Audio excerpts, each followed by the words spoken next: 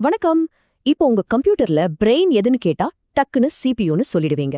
ஆனா அந்த பிரெயினுக்கு ஒரு super fast short term memory வேணும் இல்லையா? அதுதாங்க ரேம். சொல்லப்போனா ரேம் இல்லாம உங்க கம்ப்யூட்டர் வெறும் டப்பா தான்.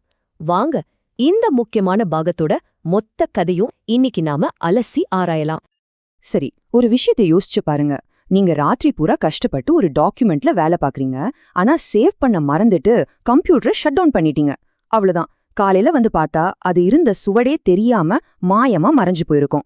ஏன் இப்படி ஆகுது? இந்த ஒரு கேள்விக்குள்ளதாங்க ரேமோட மொத்த ரகசியமே அடங்கியிருக்கு.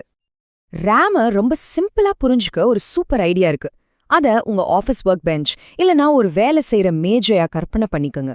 இப்போ நீங்க ஒரு பெரிய ப்ராஜெக்ட் பண்றீங்கன்னா அதுக்கு தேவையான ஃபைல்ஸ், நோட்ஸ், பேனா, பென்சில்னு எல்லாத்தையும் உங்க கைக்கு எட்டுற மாதிரி மேஜை மேல பரப்பி வைப்பீங்க இல்லையா?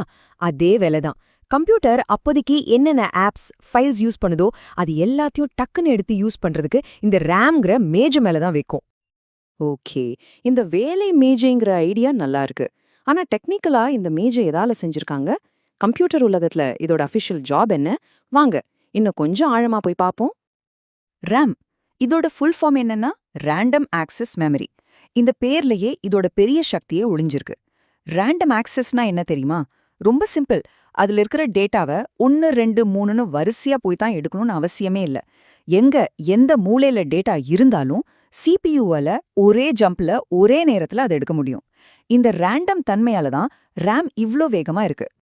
சிபியூவை ஒரு ஃபேக்டரி ஓனர்னு வச்சுக்கிட்டா ரேம் தான் அவரோட சூப்பர்வைசர்.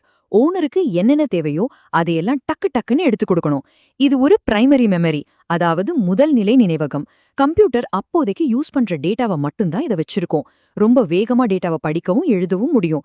எல்லாத்துக்கும் மேல இது சிபியூவோட நேரடியா கனெக்ட் ஆயிருக்கும். சிபியூ எவ்வளவு வேகமா யோசிக்குதோ அதே வேகத்துக்கு ரேம் சப்ளை பண்ணணும். அப்போதான் சிஸ்டம் ஹேங் ஆகாம ஓடும். எல்லா மெமரிக்கும் சில ரூல்ஸ் ஆஃப் த கேம் இருக்கும். ரேம்க்கும் அதே மாதிரி 3 முக்கியமான கோல்டன் ரூல்ஸ் இருக்கு. இந்த 3 ரூல்ஸை நீங்க புரிஞ்சுக்கிட்டாலே போதும், ரேமோட மொத்த கேரக்டரும் உங்களுக்கு பிடிபட்டுடும். இங்க பாருங்க, இது 3 தான் அந்த ரூல்ஸ். Number 1 random access. இதை நம்ம ஏற்கனவே பார்த்துட்டோம். இதுதான் அதோட ஸ்பீடுக்கு காரணம். நம்பர் 2 நிலையற்றது, அதாவது வாலடைல்.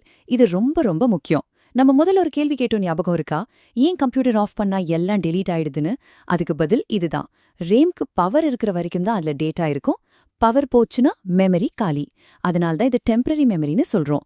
மூணாவதா, இது ஒரு செமிகண்டக்டர் மெமரி. சிம்பிளா சொன்னா டிரான்சிஸ்டர்னு சொல்ற சின்ன சின்ன ஸ்விட்சால ஆனது. அதனால தான் இது ஒரு சின்ன சிப்குள்ள அடக்க முடியுது. ஓகே, ரேம்னா இதுதான் ஒரு ஐடியா கிடைச்சிருக்கும். ஆனா மார்க்கெட்ல இருக்க எல்லா ரேமும் ஒண்ணுதானா? இல்லவே இல்ல. அதுலயும் 2 பெரிய டீம் இருக்கு. இப்போ நாம பார்க்க போறது ரேம் உலகத்தோட 2 பெரிய ஜாம்பவான்களை பத்தி. SRAM vs DRAM.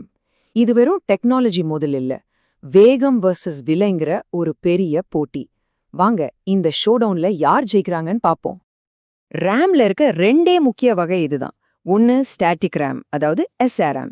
இன்னொன்னு டைனமிக் ரேம், அதாவது DRAM. பேர்ல இருக்கிற இந்த ஸ்டாட்டிக், டைனமிக் வார்த்தைகளுக்குள்ளதான் பெரிய வித்தியாசமே இருக்கு. இந்த டேபிள பார்த்தாலே உங்களுக்கு முழு கதையும் புரிஞ்சிடும். லெஃப்ட்ல இருக்கிற SRAM ஒரு ஃபார்முலா 1 கார் மாதிரி. அப்பப்பா என்ன ஒரு வேகம்! ஆனா விலையும் சரி, மெயின்டெனன்ஸும் சரி ரொம்ப அதிகம். அதனால இதை ரொம்ப கம்மியான அளவுல சிபியூக்கு பக்கத்திலே இருக்கிற கேட்ச் மெமரிக்கு மட்டும்தான் யூஸ் பண்ணுவாங்க. ரைட்ல இருக்கிற DRAM ஒரு நார்மல் கார் மாதிரி. வேகம் கொஞ்சம் கம்மி தான், ஆனா விலை ரொம்ப குறைவு, மெயின்டெனன்ஸும் ஈஸி. அதனால தான் நம்ம கம்ப்யூட்டர்ல 8GB 16GBன்னு பெருசா இருக்கிற மெயின் மெமரி எல்லாமே DRAM தான். ஏன் டிராம்க்கு டைனமிக்னு பேரு வந்துச்சுன்னு இந்த கோட் தெளிவா சொல்லுது. அது டேட்டாவை ஒரு சின்ன பேட்டரி மாதிரி இருக்கிற கெப்பாசிட்டர்ல கரண்டா சேவ் பண்ணி வைக்குது. ஆனா பிரச்சனை என்னன்னா, இந்த பேட்டரி கொஞ்ச நேரத்திலேயே லீக் ஆக ஆரம்பிச்சிடும். அதனால அந்த டேட்டா அழிஞ்சு போறதுக்கு முன்னாடி சிஸ்டம் அதை திரும்ப திரும்ப ரீசார்ஜ் பண்ணிக்கிட்டே இருக்கணும். இந்த மாதிரி கண்டினியூஸா மாறிக்கிட்டே, அதாவது டைனமிக்கா இருக்கிறதால தான் அதுக்கு அந்த பேரு. சரி, SRAM, DRAMனு 2 வகை இருக்குன்னு பார்த்தோம். ஆனா ஒரு கம்ப்யூட்டர்ல மெமரினா அது மட்டும் இல்ல. சிபியூல ஆரம்பிச்சு ஹார்ட் டிஸ்க் வரைக்கும் ஒரு பெரிய அடுக்கு இருக்கு. இதுக்கு பேரு தான் மெமரி ஹைரார்கி. இந்த அடுக்குல ரேமோட இடம் இங்க இருக்கு. முதல்ல ரேம்க்கும் நம்ம ஹார்ட் டிஸ்க் இல்லனா SSDக்கும் உள்ள வித்தியாசத்தை பார்ப்போம். ரேம்ங்கிறது நம்ம ஒர்க்கிங் டேபிள் மாதிரி. ஹார்ட் டிஸ்க்குங்கிறது நம்ம வீட்ல இருக்கிற பெரிய ஸ்டோர் ரூம் மாதிரி. டேபிள்ல அப்போதைக்கு தேவையானது மட்டும்தான் வைக்க முடியும், ஆனா வேகமா எடுக்கலாம். ஸ்டோர் ரூம்ல உலகத்துல இருக்கிற எல்லாத்தையும் வைக்கலாம், ஆனா தேடி எடுக்க லேட் ஆகும். ரேம் வேகமானது, ஆனா தற்காலிகமானது. ஹார்ட் டிஸ்க் மெதுவானது, ஆனா நிரந்தரமானது. ஒரு கம்ப்யூட்டர் நல்லா வேலை செய்ய இந்த ரெண்டுமே முக்கியம். இப்போ சிபியூக்கு இன்னும் கொஞ்சம் க்ளோஸா போலாம். ரேம் தான் நம்ம ஒர்க்கிங் டேபிள்னு சொன்னோம் இல்லையா? அப்போ கேட்ச் மெமரி என்ன தெரியுமா?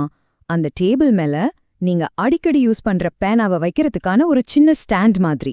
அதாவது சிபியூக்கு அடுத்த செகண்ட் என்ன டேட்டா தேவைப்படும்னு யூகிச்சு அதை ரேம்ல இருந்து எடுத்து தங்கிட்ட வச்சுக்கும்.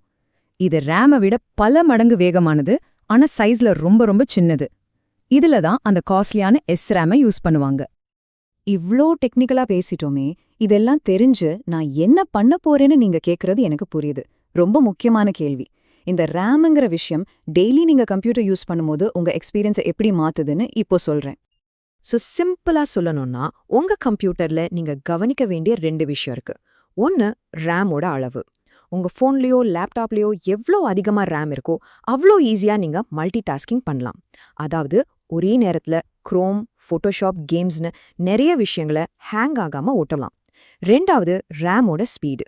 இது சிஸ்டமோட ஒட்டுமொத்த பெர்ஃபார்மன்ஸையும் பாதிக்கும். கடைசியா எப்பவுமே ஞாபகம் வச்சுக்க வேண்டிய விஷயம், ரேம் ஒரு தற்காலிக மெமரி தான்.